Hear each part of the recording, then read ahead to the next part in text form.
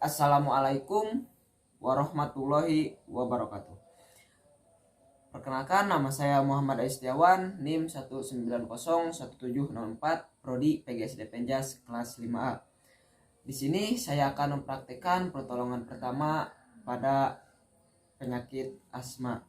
Nah, jika di sekeliling kita ada yang terjangkit penyakit asma atau yang sudah memiliki penyakit asma dan kambuh, kita bisa melakukan pertolongan pertama sebagai berikut. Yang pertama, usahakan ketika teman atau saudara kita penyakit asmanya kambuh, usahakan diposisikan duduk dan ambil napas pelan-pelan dengan stabil, dan usahakan korban juga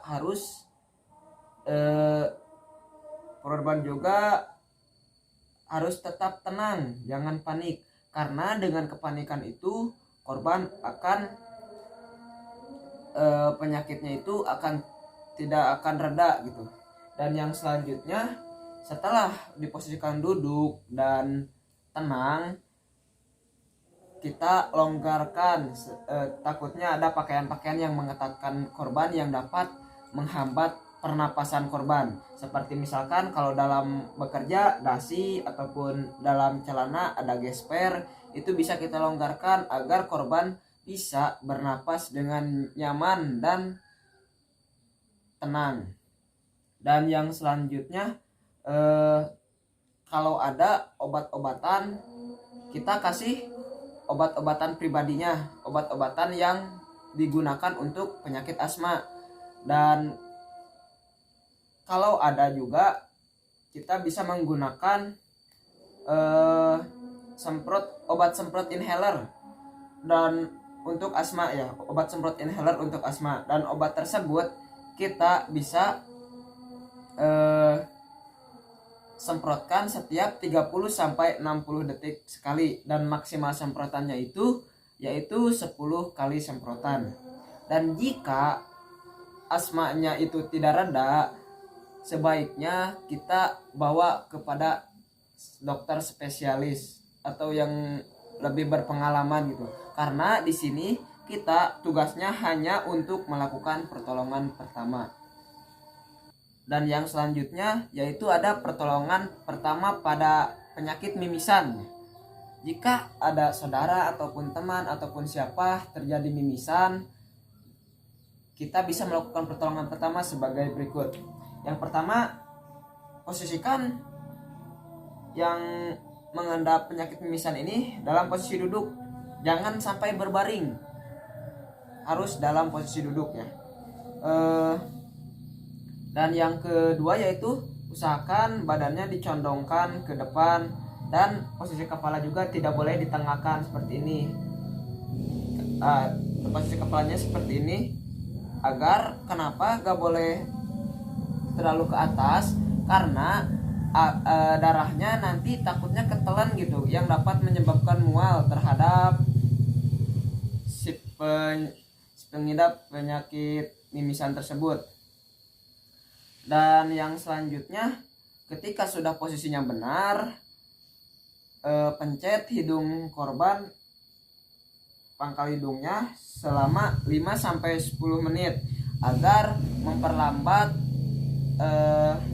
dipencet oleh sendiri juga bisa ataupun sama siapapun, agar memperlambat aliran darahnya seperti ini.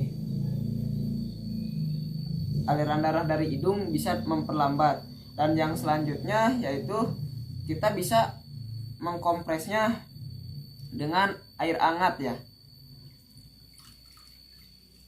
Kompres pangkal hidungnya, lalu sedikit ditahan seperti ini. Fungsinya ini hampir sama seperti tadi pas ditekan, agar memperlambat juga aliran darahnya dan sampai berhenti. Nah, jika masih tidak berhenti aliran darahnya, kita juga bisa membawa pasien tersebut kepada spesialis, karena seperti tadi yang saya bilang, di sini kita hanya melakukan pertolongan pertama ya. Dan yang selanjutnya ada pertolongan pertama pada gigi yang patah. Nah, ketika ada gigi yang patah harus digimanain sih pertolongan pertamanya. Jadi pertolongan pertama pada yang terjadi gigi patah gitu, yang pertama tetap korban harus dikasih penenang dulu, harus tenang dulu korbannya, tenangin dulu korbannya, jangan sampai panik ya, jangan sampai panik. Dan ketika sudah tenang korban juga dalam posisi duduk, jangan tiduran, lalu copotkan gigi yang patahnya. Setelah kita dicopotkan gigi yang patahnya, bisa di kumur-kumur pakai air susu ya. Kenapa pakai air susu? Karena untuk menyeterilkan dan menjaga kalsium terhadap giginya. Dan yang selanjutnya, ketika gigi patah jangan sampai digosok pakai tisu ataupun apapun ya, karena itu dapat menyebabkan infeksi, takutnya infeksi ataupun apapun ya. Dan ketika sudah dilakukan pertolongan pertama, alangkah baiknya kita bawa ke dokter spesialis. Mungkin cukup sekian praktek pertolongan pertama yang dapat saya lakukan. Kurang lebihnya mohon maaf. Terima kasih. Wassalamualaikum warahmatullahi wabarakatuh.